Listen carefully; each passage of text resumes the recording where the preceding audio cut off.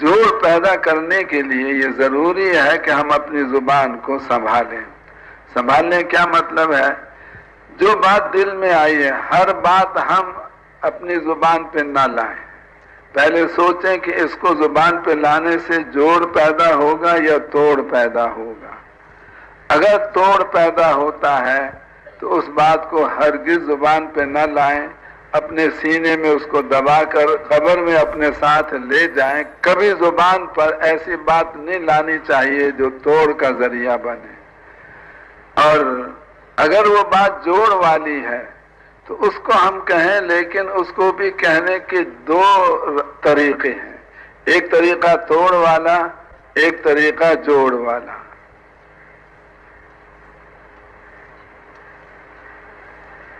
مثلا ایک آدمی کو ہم یوں کہتے ہیں کہ آپ کے والد محترم تشریف لائے ہیں، آپ باہر آ کے ان کو ملیں. تو یہ ٹوٹا ہوا آدمی بھی اس عنوان سے ہمارے ساتھ جڑ جائے گا. اور یہ بھی ہم کہہ سکتے ہیں کہ آپ کی والدہ کے خاوند آئے ہیں، آپ کی اماں جان کے خاوند آئے ہیں، یہ بھی ہم کہہ سکتے ہیں، کیونکہ باپ جو ہوتا ہے وہ ماں کا خاوند ہوتا ہے.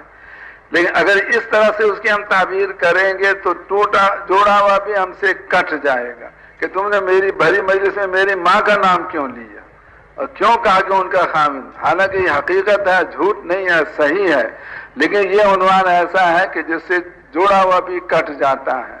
تو آج ہم لوگ یعنی صحیح بات کو کہتے ہیں مگر ایسے انداز سے کہتے ہیں جس سے توڑ پیدا ہو جاتا ہے. حضرت ابوبکر رضی اللہ عنہ کی ایک بڑی صفت یہ تھی کہ وہ توڑ والی بات کا جواب بھی جوڑ والے عنوان سے دیا کرتے تھے. یہ حضرت ابوبکر کے بعد بہت زیادہ ہمیں سیکھنے کی ضرورت ہے، کیونکہ ہمیں پتہ نہیں لگتا کہ ہم توڑتے لوگوں کو زیادہ ہیں یا جوڑتے زیادہ ہیں. یہ جتنے ہم ذمہ دار ہیں مختلف مرکزوں میں اور شورا والے، اب ہمیں اس دنیا میں تو کوئی ہم سے حساب کتاب لے نہیں سکتا کہ تم نے توڑا زیادہ کو یا جوڑا زیادہ کو.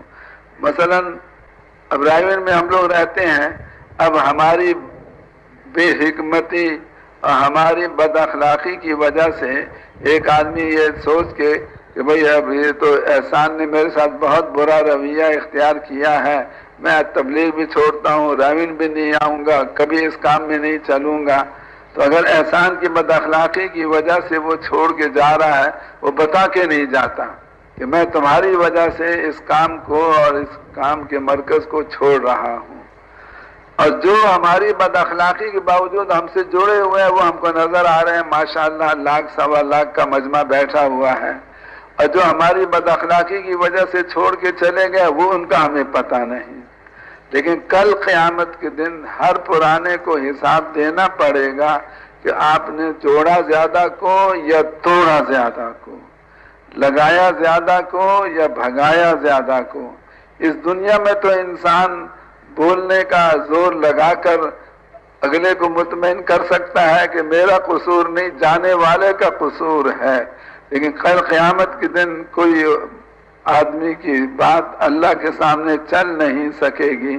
اس لیے اس حساب کے پیش ہونے سے ہم سب کو اپنا دامن بچانا چاہیے کہ اللہ ہمیں ان میں سے بنائے جو لگانے والے ہوں اور ان میں سے نہ بنائے جو بھگانے والے ہوں. اب حضرت ابوبکر کے پاس 2 صحابی آئے کہ رسول پاک علیہ الصلوۃ والسلام نے ہمیں زمین دی تھی، آپ حضور کے خلیفہ ہو، آپ بھی ہمیں زمین دو. تو حضرت ابوبکر نے ساتھی جتنے موجود تھے ان سے مشورہ کیا، سب نے کہا کہ دے دو. تو چنانچہ پرچہ بنا کے لکھ دیا فلاں زمین ہم نے فلاں 2 مسلمان صحابی کو دے دی، اور فرمایا کہ حضرت عمر ہماری اس مجلس میں نہیں ہے، لہذا چلے جاؤ لے کر پرچہ اور ان سے کہو وہ بھی گواہی اس پہ اپنی ڈال دے. اب وہ گئے، حضرت عمر نے پڑھا، پڑھتے حضرت عمر کو آ گیا غصہ، اور فرمایا حضور نے تمہیں دیا تھا کیونکہ اس زمانے میں اسلام کمزور تھا، آج اسلام طاقتور ہو چکا، تمہیں دینے کی کوئی ضرورت نہیں ہے.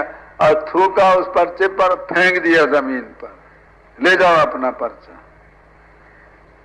اب وہ دونوں حیران کہ امیر وہ ہیں، امیر کے پرچے کو مامور ایسے تھوک کے نیچے پھینک رہا ہے۔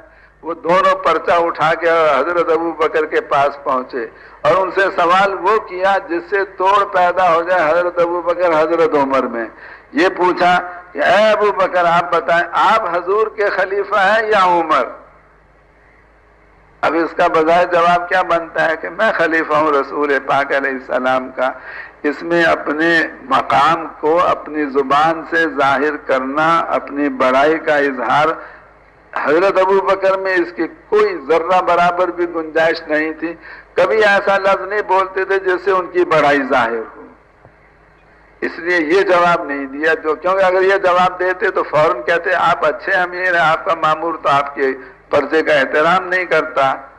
یوں فرمایا ارے بھائی اگر عمر امیر بننا چاہتے تو وہ بن سکتے تھے، کیونکہ پہلے میں نے انصار کو ابو عبیدہ کے پاس بھیجا تھا، انہوں نے انکار کیا، میرے پاس آئے تو میں نے حضرت عمر کے پاس بھیج دیا تھا۔ اگر حضرت عمر اس وقت امیر بننا چاہتے ہیں تو میں نے موقع دیا تھا، وہ نہیں بنے، اس لیے مجبوری میں مجھے بننا پڑا۔ ایسا جواب دیا کہ ان دونوں کا غصہ بھی ٹھنڈا ہو گیا۔ ان کا سوال توڑ والا تھا، جواب جوڑ والا دیا۔ اور پھر حضرت عمر پیچھے سے پہنچ گئے غصے میں بھرے ہوئے اور یوں فرما رہے ہیں کہ اے ابو بکر یہ زمین آپ کی ہے یا مسلمانوں کی؟ نہ بھائی میری نہیں ہے، مسلمانوں کی ہے۔ تو آپ نے مشورے کے بغیر کیسے دے دی؟ اب اس کا جواب حضرت ابو بکر کے پاس ہے کہ سارے مسلمانوں سے ایسے مسئلے میں مشورہ کرنا ممکن نہیں، جتنے میرے پاس تھے ان سے میں نے مشورہ کر لیا تھا، سب نے کہا تھا تو